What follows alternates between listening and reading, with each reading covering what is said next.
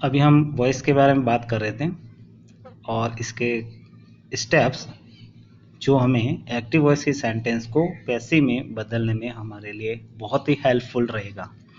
तो सबसे पहले आपको क्या करना है कि कोई भी एक्टिव वॉइस का सेंटेंस जो सब्जेक्ट, वर्ब और ऑब्जेक्ट में होता है, वर्ब के बाद में कोई भी लिविंग थिंग या नॉन लिविंग थिंग होता है वो ऑब्जेक्ट होता है, और वर्ब के just before now non living thing या लिविंग थिंग वो सब्जेक्ट होता है हमारा।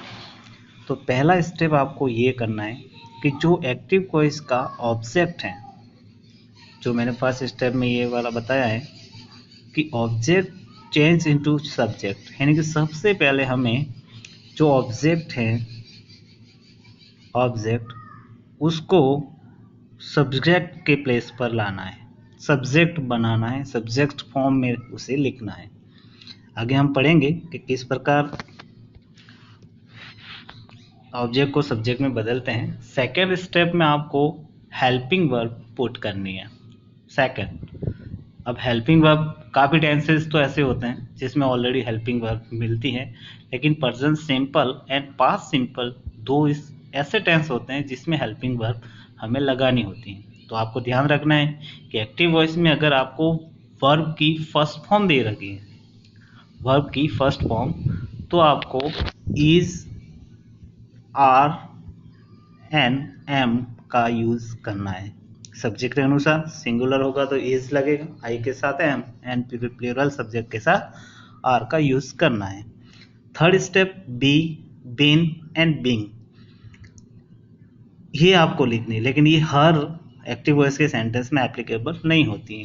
वैसे मैं आपको जनरली बता देता हूँ कि बी का यूज़ कहाँ करना है आपको। बी का यूज़ करना है आपको कोई भी मॉडल आ जाए एक्टिव वॉइस में, कोई भी मॉडल जैसे can, could, may, might, must, should, shall, will, तो मॉडल के जस्ट आफ्टर आपको बी का यूज़ करना है।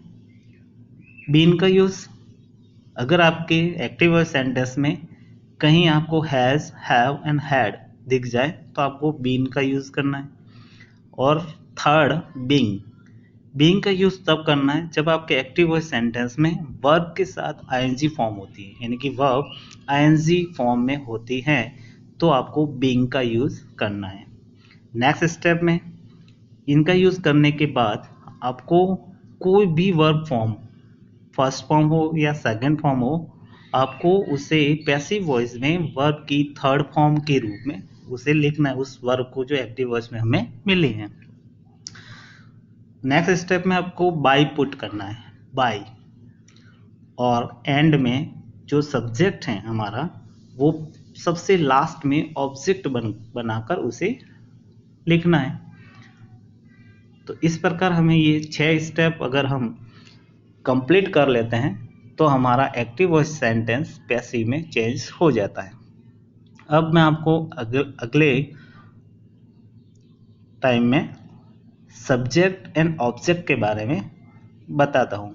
अगर आपका सब्जेक्ट आई है तो वो पैसिव में मी बन जाएगा, पैसिव वॉइस में मी, और अगर ऑब्जेक्ट में मी है तो ऑब्जेक्ट आगे आएगा सब्जेक्ट के रूप में, तो आपको मी का आई लिखना है। इस प्रकार यू, सब्जेक्ट यू है तो ऑब्जेक्ट भी यू ही होगा। वी है अगर सब्जेक्ट तो अस करना है, ही है हिम करना है, सी है हर करना है, दे है दैम करना है, इट है इट में ही रहता है। एन एनी नाउन जैसे कि राम, तो राम को राम ही लिखना है, राम की जगह हमें ही नहीं करना है। तो आपको पता चल गया होगा कि सब्जेक्टिव रूप को ऑब्जेक्टिव में किस प्रकार चेंज करते हैं। वैसे मैंने ये टेबल जो बना रखी है इसको आप जरूर नोट कर लेना, और फिर अगले पोजीशन में हम चलेंगे एक्सरसाइज के रूप में, कि हम एक सेंटेंस को, मैं एक्टिव वॉइस का सेंटेंस लिखूंगा, आपको उसे पैसिव वॉइस में चेंज करना है। तो समझ गए आप, नोट जरूर करें। कोई भी क्वेरी हो तो आप मैसेज के द्वारा आपकी क्वेरी को सॉल्व कर सकते हैं। इसी के साथ हम अगले वीडियो में एक्टिव वॉइस के सेंटेंस को पैसिव में चेंज करके हम देखेंगे। Thank you very much.